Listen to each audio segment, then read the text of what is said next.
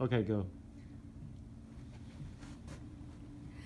Nelson Mandela once said, "Education is the most powerful weapon which one can use to change the world." What if I told you that within the last few years, some colleges look a little bit less like an intellectual battlefield and more like a kindergarten full of Play-Doh and coloring books? Well, according to the Daily Beast website, in 2016, students upset over President Trump's victory were given just these things in safe spaces in which they could go to grieve and cope. Then just this last year at the University of Utah, according to USA News Today, students were given a cry closet in which they could go whenever they were stressed out about upcoming exams. It was filled with stuffed animals and padded walls. Prestigious universities all across the U.S. are slowly adding policies such as these safe spaces, along with microaggression and trigger warning guidelines. I will go over what these mean shortly. College student coddling, or Safteyism, is the unofficial name of the game, and it is a dangerous trend. I will advocate against these policies today and give you the 3 main reasons why they should not be implemented in our local schools. Author of the best-selling book, The Coddling of the American Mind, in 2018, talks about this danger, saying that, quote, "A movement is arising to scrub campuses clean of words, ideas, and subjects that might cause discomfort or give offense." The first reason that we should not put these policies in our schools is because it actually increases anxiety and mental illnesses within the students. According to Lukanoff in his previously cited book, he says that schools are adding trigger warnings to things, which essentially are catastrophizing things by adding alerts that the professors are supposed to give before teaching a subject that could be considered offensive.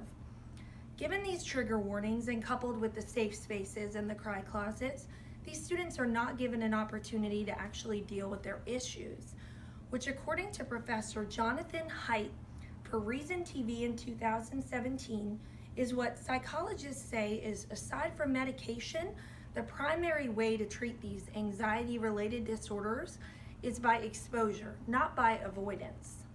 You may say that this could be a good thing that schools are doing this. It could, maybe help students somehow in the long run with this, but the numbers would show that that is wrong.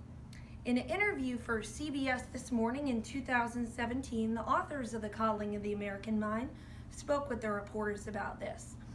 They said that in a survey done by Higher Education Research, it shows that adolescent anxiety and depression is unlike anything seen in modern times. Lukanoff says in this interview that, quote, "Anxiety and stress are good things. They're natural protectants. We are teaching these students the habits of anxious, depressed, polarized people. So why are we so surprised that that's what we're seeing?" The second reason that we should advocate against these policies is that it leaves students unprepared for life and jobs after college. Law professor Jeannie Suk talks for The New Yorker in 2016 about the difficulty of teaching rape law in the age of trigger warnings. She says that professors in some colleges are completely avoiding teaching this subject in fear of causing emotional distress. She was even told she should try to avoid saying the word violate, even in a non-assault related context, because it could trigger anxiety in someone who had either been violated or they were just sensitive to the subject. As covered earlier, this in the long run doesn't really help the students with the anxiety, as they really do need to deal with it. Instead, it brings us to a more important issue and question. So these students who are in law school to learn about law and to deal with criminals are being told that if they're uncomfortable with a subject critical to their career path, that they can sit out of it if they feel uncomfortable. So let me ask you this. Would you hire a lawyer only 75% trained in their profession because they were uncomfortable with the subject? I didn't think so. Grant Addison for U.S. News Report in 2017 talks about a survey done which says that newly hired college graduates are not prepared for the workforce. When asked the reasons why they weren't hired, employers say that usually they lack critical reasoning skills or people skills. The third reason that these policies should not be instituted across the campuses worldwide is because it increases division and leads to hyper-offended sensitive students. Rebecca Clay for the American Psychology website in 2017 talks about microaggressions, which are statements or behaviors that unintentionally communicate a message to the receiver that they may perceive as discriminatory.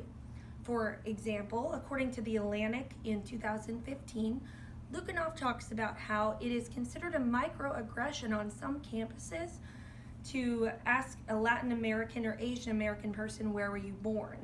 Because that could be seen as discriminatory. Also then, in Harvard in 2016, students were strictly disciplined for wearing mini sombreros to a tequila-themed party. This was considered a microaggression. So you may say this isn't bad. This helps us to avoid any kind of discriminatory slights that could be given towards students. However, it just leads to a divided student body. According to Jonathan Haidt in a YouTube interview in 2017, he says, quote, "It is basic social psychology that the more you emphasize differences in people, the more you will divide them apart." Divided so much in part that according to CNN website in 2017, protests among controversial speakers, along with shout downs and heckler's veto and all these kind of things are being heard about in the news because these divided students are becoming so angry and not able to deal with the things that they are offended with. Psychologist Scott Lilienfeld says for the previously cited Psychology Today website in 2017 that, quote, "We are socially training them to react with pain and anger to the ever smaller specks that they learn to see within each other's eyes."